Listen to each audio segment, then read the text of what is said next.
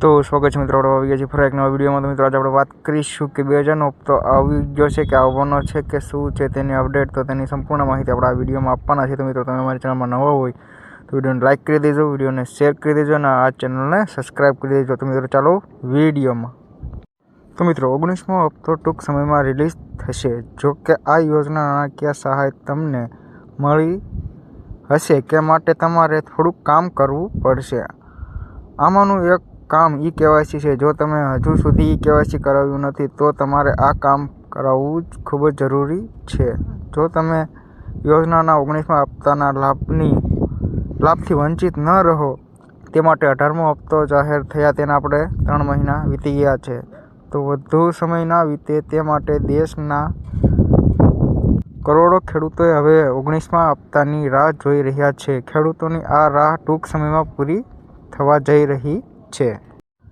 તો મિત્રો કેન્દ્ર સરકાર તો કે કૃષિ મંત્રી શિવરાજસિંહ ચૌહાણના જણાવ્યા મુજબ ભારત સરકારના યોજનાનો 19મો હપ્તો 24 ફેબ્રુઆરી 2025ના રોજ જાહેર કરશે। તે સમયે દેશના ઘણા ખેડૂતો છે જે આ યોજનાનો ખોટી રીતે લાભ લઈ રહ્યા છે। કેન્દ્ર સરકાર આ ખેડૂતો પ્રત્યે કટક છે। આ કારણે સરકારે યોજનામાં ઈ-કેવાયસી અને જમીન ચકાસણી ફરજિયાત બનાવી છે।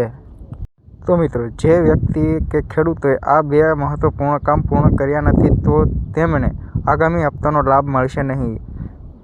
તે જ સમયે જે ખેડૂતોએ આ 2 મહત્વપૂર્ણ કામ પૂર્ણ કર્યા છે તેમને આગામી હપ્તા પૈસા તેમના ખાતામાં જમા થઈ જશે।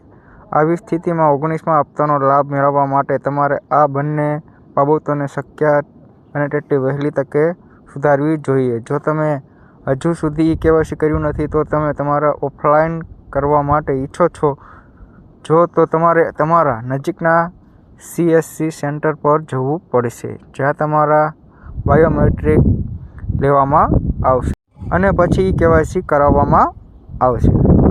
મિત્રો ઓનલાઈન પણ કરી શકો છો ઈ-કેવાયસી। તમે ઈ-કેવાયસી ઓનલાઈન પણ કરી શકો છો, જેમાં તમારે પહેલા PM કિસાન સન્માન નિધિ યોજના સત્તાવાર વેબસાઇટ પર જવું પડશે।